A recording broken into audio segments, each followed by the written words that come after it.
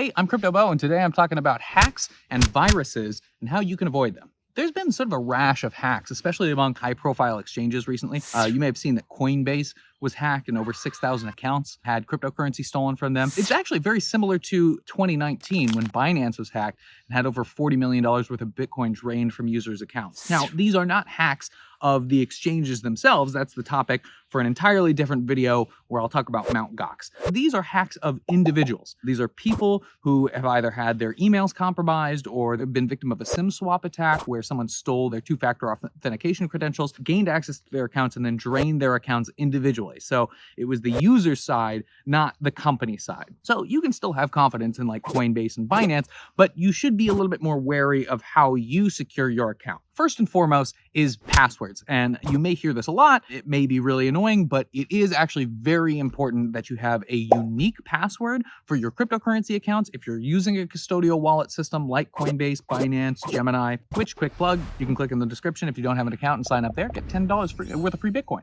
But create a unique password. Something that you're not using for any other account, something that is long, ideally over 20 characters. Try to make it as random as possible. It can even be a string of different words. You know, you could string 5 random words together as long as they don't make a sentence. And that's a pretty secure password. I'll get a little bit more into this in my beginner's guide to securing your Bitcoin. So go there if you want a little bit more on the subject of passwords specifically. But again, strong password is your first line of defense. Don't use it anywhere else. Don't use it for anything else. Write it down somewhere and understand where you can be attacked and what a hacker has to have access to in order to hack your account. And remembering a lot of passwords is hard. So I would say don't spread yourself too thin. Maybe don't have accounts on so many exchanges. And certainly don't reuse passwords on those exchanges. Also, make sure that you set up two-factor authentication and not two-factor authentication through your phone, specifically through your phone number. If you're getting text messages sent to you, that's how the majority of hacks these days are being carried out. Basically, a SIM swap is when someone talks to your cell phone carrier, Verizon, AT&T, whatever it is, and they convince them that they're you, and they convince them to port your SIM card over to their phone. Maybe they'll go in, or maybe they'll talk to someone over the phone, and then once they have access to your phone number, they'll get the two-factor authentication code sent from your Coinbase account. In this world, they already know what your username and your password is, so that's something to keep in mind, is they have to already have known what your username and password is, which is why a strong password is a good defense here. But say hackers do get your username and password, if they also have your phone number, then they can steal all the money from your account, and then you're just hoping that maybe Gemini, Coinbase, Binance will reimburse you, which they might in some cases, but they might say it was sort of your fault, which, arguably it was. The better option is to set up two-factor authentication either through the Google app or through Authy. These are 2 apps that you can download on your phone. Google Authenticator app, you have to scan in a QR code, and so it doesn't port over when someone takes your phone number. You have to manually port those over when you switch phones, which is something to be wary of if you ever switch phones. But using the authenticator on your phone as opposed to using text message two-factor authentication is just a little bit more secure than using the text message. So I'd suggest doing that in order to avoid some of the hacks like this. Another scam that was prevalent not too long ago and still is in some respects is the Nigerian prince. Classic. Huh. Got a new email here, and it's from a Nigerian prince. In this scam, people will hack, high-profile Twitter accounts or just, steal their profile pictures. It won't actually be the verified one, but they'll send out a message. So you can see, actually, in 2020, this happened where Twitter was hacked. And from the verified accounts of Bill Gates, Elon Musk,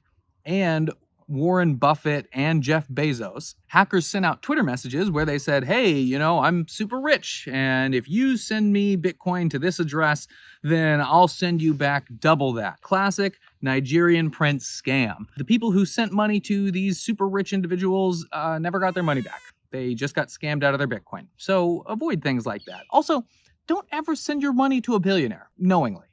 Obviously, maybe you have to use Amazon, but don't send your money directly to Jeff Bezos. Make him work for it, right? But yeah, they don't get that rich by being generous. So these things are almost always scams. Basically, you can look at my Ponzi video for, more on this, but anytime someone's promising you double your money or whatever for no work, you're probably being scammed. So easy to avoid these sorts of things by never engaging with something that feels too good to be true. And I get that feeling too good to be true, sometimes that's just hope.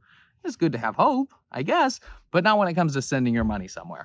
I already talked a little bit about the SIM swap, which I'm going to talk a little bit more about later. The last hack to be on the lookout for is a clipboard hack. And so this typically happens to Windows computers. I haven't seen any evidence of it happening on Macs, but if you're on Mac, it's not bad practice to check to make sure that when you're sending to an address, it's actually the address that you're sending to.